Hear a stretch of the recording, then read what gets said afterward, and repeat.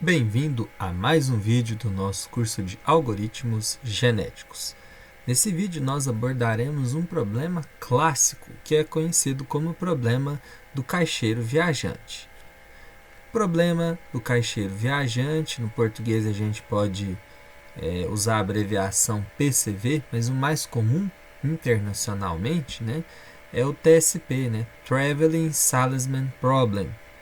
É um problema onde você parte de uma cidade e percorre algumas cidades vizinhas na mesma região de uma única vez e retorna à primeira viagem. E busca, nessa escolha de trajeto, ter aí o menor trajeto possível, porque dessa maneira você vai demandar menos tempo, menos recurso, vai ter oportunidade de visitar mais clientes e ganhar mais dinheiro no menor espaço de tempo. É um problema antigo. Antigamente era uma profissão, existia aí o caixeiro viajante, ele fazia viagens. Com o advento da tecnologia, hoje esse problema mudou muito. Embora ainda existam os vendedores que façam as representações, essa dinâmica mudou muito. Mas existem várias aplicações, da parte de logística, a parte de computação, que acabam se classificando como um TSP, um problema de caixeiro viajante. Por exemplo, qual que é o menor caminho que um pacote de dados vai percorrer numa rede de computadores? Então, isso é uma otimização de rota.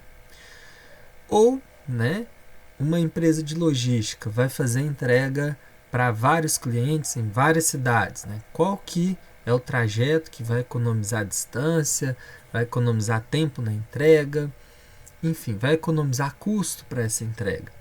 É um problema de caixeiro viajante. Bom, acontece que esse é um problema que tem uma formulação matemática. Então, a formulação matemática desse problema, dado um conjunto C, onde C1, C2 e Cn são nós, ou pode ser entendido como cidades, no caso específico do caixeiro, e C minúsculo I é uma matriz de distâncias P e J, onde PJ é igual a uma distância P entre os nós CI e CJ, com IJ pertencentes ao intervalo de naturais, de 1 até N, e PIJ é igual a PJI, ou seja, a distância entre a cidade A e a cidade B é a mesma distância da cidade B para a cidade A. E a distância de uma cidade para ela mesma é igual a zero. Então, a tarefa do problema passa a ser a permutação das ordens, de 1 até N. E aí a gente tem uma função, que leva elementos desse conjunto A, que são, no caso, rotas, em rotas. Tá? E aí o objetivo é fazer com que essa função, que é um somatório de distâncias, atinja o seu mínimo. Acontece que, pela característica do problema, a gente tem aí um cromossomo que vão ser genes recebendo números naturais de 1 até N, que são as posições, as ordens, ou os nomes das cidades, tá?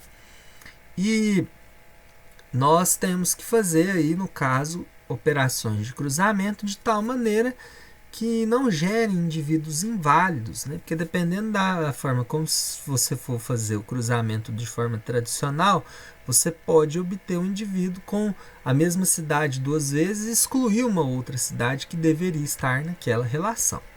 Então, existem operadores de cruzamento específicos. Aqui eu vou abordar os três principais. Primeiro é o PMX. Tá? O que consiste o PMX? Então, considerando um par de cromossomos P1 e P2, dois pontos de corte aleatórios, os filhos F1 e F2 herdam de forma integral, exata, as sequências entre os pontos de corte. Então, vai ali todos os genes entre esses pontos de corte do primeiro pai para um dos filhos e do segundo pai para outro dos filhos. Então tem uma troca de subsequências. E aí, para isso, deve-se preservar a ordem e a posição do nó. Cada gene F1 ainda não conhecido após a colocação das sequências parciais é preenchido a partir do seu pai 1. E cada gene de F2 não é conhecido é preenchido a partir de seu pai F2, desde que não gere uma rota inviável. Caso a rota seja inviável, então esses bits aí que fazem com que ela seja inviável, né, tem que ser substituídos por aqueles, né, que não estão escolhidos ali, não foram elencados naquela rota. Como exemplo, vamos considerar aqui pai 1 e pai 2 com essa sequência de bits.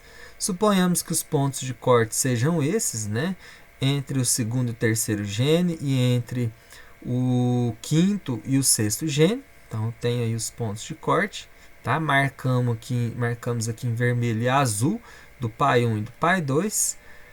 Depois, o que a gente vai fazer é trocar essas sequências de genes, né, para o filho 1 e para o filho 2.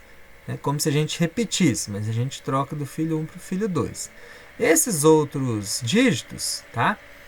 O que a gente verifica? Onde há repetição, como por exemplo aqui no pai 1, a repetição de 1 e 1, eu substituo o primeiro pelo que está faltando, que no caso é o 3. E no segundo, como eu tenho repetição do 3, eu substituo o primeiro pelo que está faltando, que no caso é 1. Então, essa operação de cruzamento, ela faz essas inversões de bits e ela sempre faz ali uma verificação para constatar se o indivíduo é ou não válido.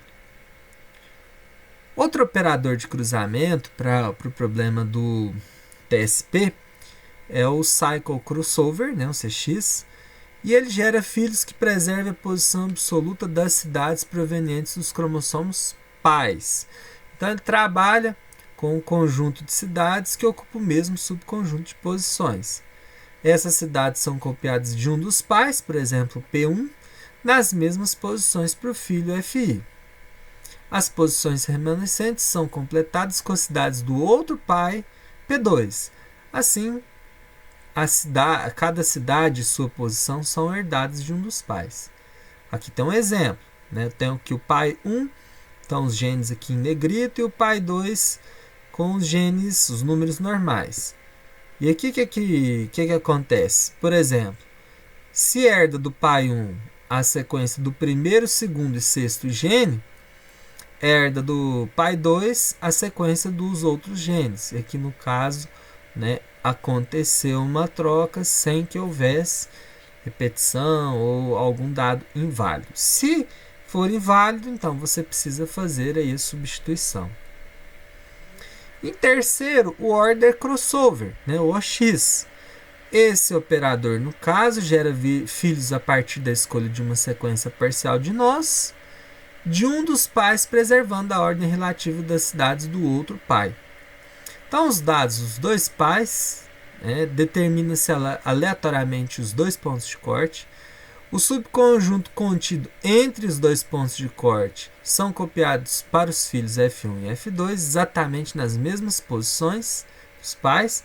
E o cromossomo ele é completado a partir do segundo ponto de corte do filho, com os genes do outro pai que não estão no intervalo de corte do filho. Por exemplo, vamos supor que tenhamos aqui esses pais 1 e 2, que os pontos de corte sejam esses. Aí o que nós fazemos? O que está fora dos pontos de corte, nós invalidamos e não fazemos inversão da cadeia de genes. Aí eu vou analisar no segundo pai qual que é a ordem a partir do ponto de corte. Por exemplo, no pai 1. Então, a partir do ponto de corte, quem que vem primeiro? Do segundo ponto de corte. O 4, olha o 4 aqui. Aí depois eu volto a sequência. 1, 6, olha, 1, 6, 3, 2, 5. No segundo pai, 5 primeiro, depois 6, 2, 1, 4, 3. Que é essa ordem aqui. Assim sendo, né?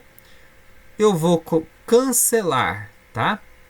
Eu vou cancelar no pai 1 os elementos que já apareceram aqui no filho 2. E vou cancelar no pai 2 os elementos que já apareceram no filho 1, no caso 3, 2 e 5. E aí, seguindo a ordem do que sobrou, eu completo, né, completo aqui os genes, né, do pai 1 no filho 2 e do pai 2 no filho 1. Então, por exemplo, no filho 1, qual que é a ordem? 6, 1 e 4. Então, no que está faltando, eu venho aqui e completo com 6, 1 e 4.